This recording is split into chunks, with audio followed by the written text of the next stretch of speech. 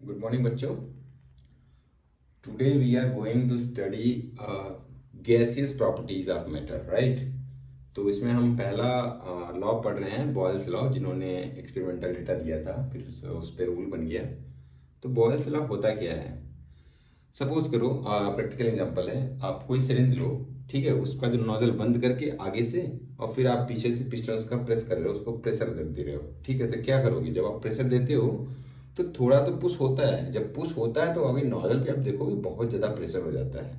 मतलब जब वॉल्यूम आपने कम किया तो प्रेशर बढ़ गया।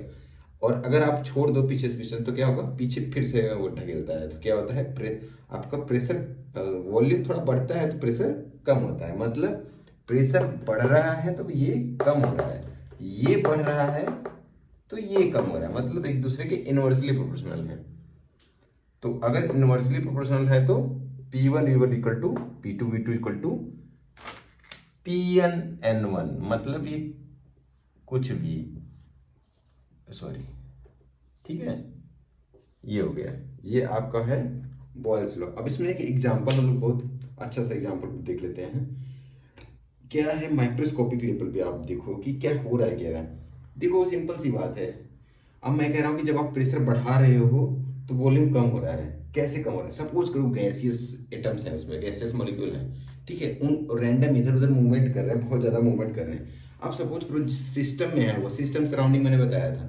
अब सिस्टम को थोड़ा सा और छोटा कर रहे हो, आप वॉल उसके और कॉन्ट्रैक्ट कर रहे हो, तो अभी जो वही कोलिजन हो रहा था एक बड़े कमरे में हो रहा था। सपोज करो आप एक बड़े कमरे में घूम रहे हो, फिर जब उसको आपने कंप्रेस करके छोटा कर दिया तो आपके पास कम एरिया हो गया। आप कम जगह, मतलब आप बहुत ज़्यादा मूवमेंट कर, बहुत ज़्यादा आप कोलिजन करने लगे, तो क्या है, प्रेशर बढ़ गया।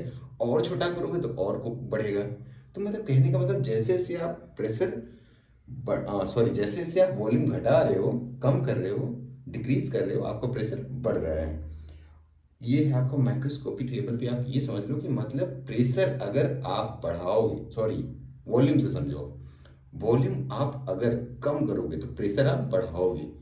वॉल्यूम अगर बढ़ाओगे, अब सिंपल सी बात है, आप टेबल टेनिस खेलने के लिए अंदर खेल रहे हो, आप क्रिकेट खेलने के लिए ज़्यादा मूवमेंट करना होता है तो आप बाहर जाते हो।